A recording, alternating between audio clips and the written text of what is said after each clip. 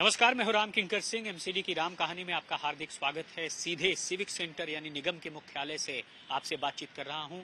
खास तौर पर आज यानी कि जब इस वक्त मैं आपसे बात कर रहा हूं तो 2 मई का दिन है। सदन की साधारण सभा की बैठक थी। बैठक के लिए मेयर आई और मेयर जब थोड़ी देरी से आई, लेकिन देरी से आने के बाद जैसे ही वो अपने जो है आसन पर बैठती हैं उसके बाद से बीजेपी के तमाम पार्षद खड़े हो गए और उन्होंने वही मुद्दा उठाया जो इस वक्त बीजेपी के अलग अलग जो नेता हैं वह अलग अलग मुद्दे उठा रहे हैं। यानी 45 करोड़ का वो मसला जो कि इस वक्त अरविंद केजरीवाल सरकार के बंगले से रिलेटेड है।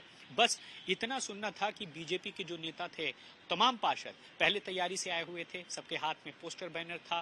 केजरीवाल को जो है साफ तौर पर घेरा गया था। उसको लेकर के जब साफ तौर पर हंगामा हुआ तो नारे लगने लगे दोनों पक्षों की तरफ से, और जब केजरीवाल के खिलाफ नारे लगे तो आम आदमी पार्टी के जो तमाम पार्षद हैं वह मोदी के खिलाफ नारे लगाने लगे। तो इधर से मोदी के खिलाफ नारे लगते, उधर से केजरीवाल के खिलाफ नारे लगते और ये हंगामा काफी देर तक चलता रहा। इन सब के बीच सदन में जो मेयर हैं उन्होंने साफ तौर पर कहा, और अव्वल तो इतना ज्यादा शोर हो रहा था कि जब वो बोल रही थी तो उनकी आवाज जो है सुनाई नहीं दे रही थी। तो इस हंगामे में उन्होंने कहा कि 10 मिनट के लिए सदन की कार्यवाही स्थगित होती है। 10 मिनट के बाद जैसे ही वो वापस आती हैं उन्होंने सारी चीजों का जिम्मेदार ठहराया बीजेपी को और ये कहा कि चूंकि हंगामा हुआ है, वह सदन में चर्चा करवाना चाहती थी, वो चर्चा नहीं हुई। वो सदन में चाहती थी कि मुद्दे पर बातचीत हो, नहीं हुई। छत्तीसगढ़ के में जो सैनिक शहीद हुए उन पर जो है बातचीत था, वो नहीं हुआ। और ये सारा ठीकरा उन्होंने बीजेपी के पार्षदों पर फोड़ दिया और ये कहा कि सदन में इसलिए आज कुछ नहीं हुआ क्योंकि जो है बीजेपी के पार्षद नहीं चाहते। और उन्होंने कहा कि जो भी प्रस्ताव आए हैं, तकरीबन 12 प्रस्ताव हैं, एक को छोड़कर। एक कौन सा प्रस्ताव है? वो टोल का प्रस्ताव है। यानी टोल के प्रस्ताव को छोड़ करके बाकी जो सारे प्रस्ताव हैं वो पास हो गए और इसका सीधा सीधा जिम्मेदार उन्होंने ठहराया कि इसकी सीधे तौर पर जिम्मेदार बीजेपी है।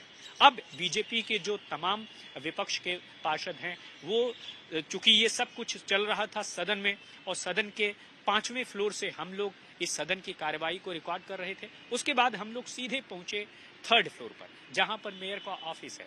वहां देखा तो जो बीजेपी के सभी पार्षद हैं धरने पर बैठ गए। उन्होंने मेयर के खिलाफ नारा लगाना शुरू किया और ये कहा कि मेयर भाग गई, मेयर भाग गई, और उन्होंने मेयर से मिलने की बातचीत कही जिसमें बीजेपी के अनुभवी पार्षद योगेश वर्मा, शिखा राय और संदीप कपूर, कमलजीत सहरावत, ये सभी यहाँ पर थे और ये तमाम पार्षद मेयर से मिलने की मांग कर रहे थे।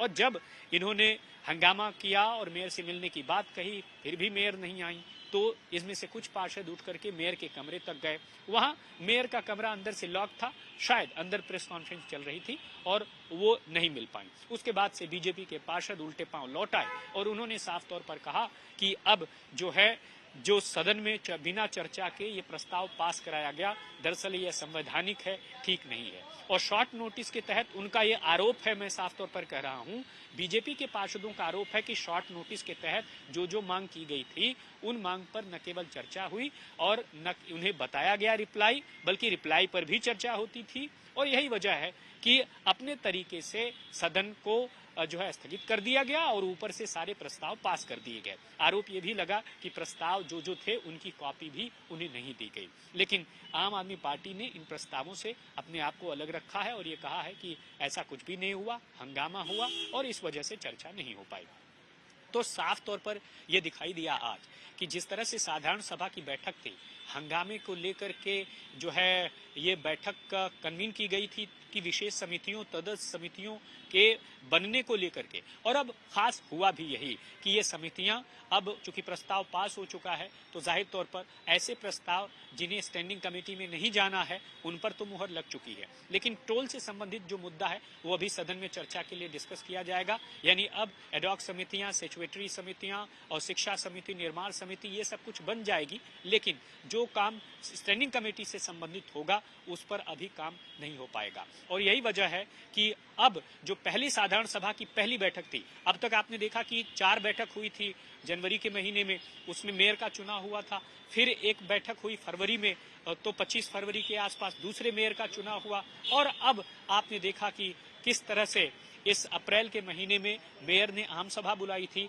प्रस्तावों पर चर्चा हुई, लेकिन वह हंगामे की भेंट चढ़ गई। और प्रस्तावों में खास तौर पर एक जो विवादित प्रस्ताव था वो आपको बताता हूं कि ये था कि जो 60 फीट से कम चौड़ी या चौड़ी सड़कें हैं वह एमसीडी, उनकी साफ सफाई अब एमसीडी नहीं बल्कि पीडब्ल्यूडी करेगा। इस प्रस्ताव पर हंगामे के आसार थे, लेकिन हंगामे के बीच ही प्रस्ताव पास हो गया।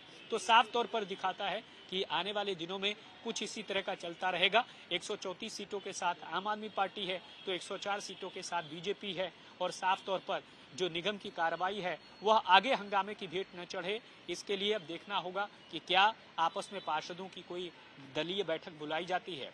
तो बने रहिएगा दिल्ली तक के साथ, और साथ ही साथ देखते रहिए एमसीडी की राम कहानी। आपको अगर ये अच्छा लगा तो लाइक कीजिएगा, कमेंट कीजिएगा।